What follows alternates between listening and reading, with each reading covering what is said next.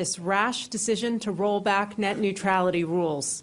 I dissent from the corrupt process that has brought us to this point, and I dissent from the contempt this agency has shown our citizens in pursuing this path today. It is not the job of the government to be in the business of picking winners and losers in the internet economy.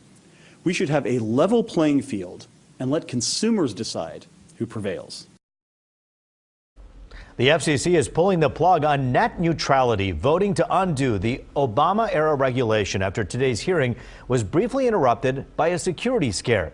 Now net neutrality supporters say they'll take the fight to court, and the issue could be central to 2018 campaign. So what does all this really mean for internet users like you and me?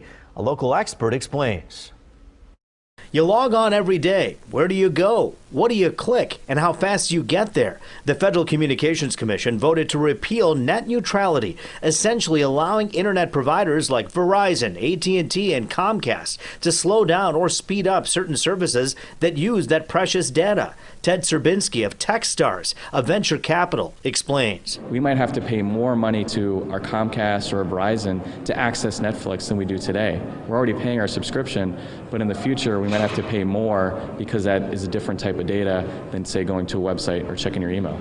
The internet providers will get to discriminate and charge more for things that take up large amounts of data. They'll get two things out of today's decision: more profit and more power, being able to control data speeds of services like Hulu or Netflix. Netflix releasing this statement today: "We're disappointed in the decision to gut net neutrality protections that ushered in an unprecedented era of innovation, creativity, and civic engagement. This is the beginning of a longer legal battle. Netflix stands with innovators, large and small, to oppose this misguided FCC order." Here's the immediate impact. If anything happens, it won't be right away.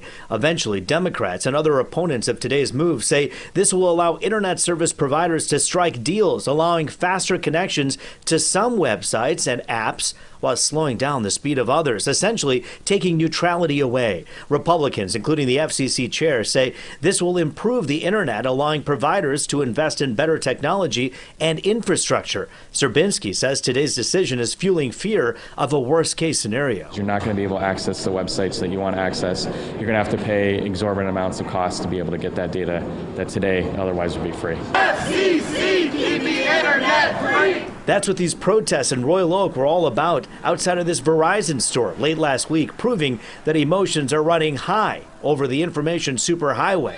But again, right away, you may not notice anything. Probably nothing in the short term.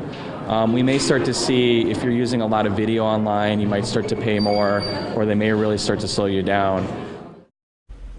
So you're talking about access to certain websites. You're talking about the speed by which you can actually conduct your business, whether it be for pleasure or for work. But the bottom line is, when you log on to Facebook, when you log on to go stream a movie, you expect it to be a certain speed. That may eventually change. You won't see anything right away, but what you will see right away, Sherry, something very, very important: protests, and you're going to see some appearances in court. Not everyone's going to take this sitting down.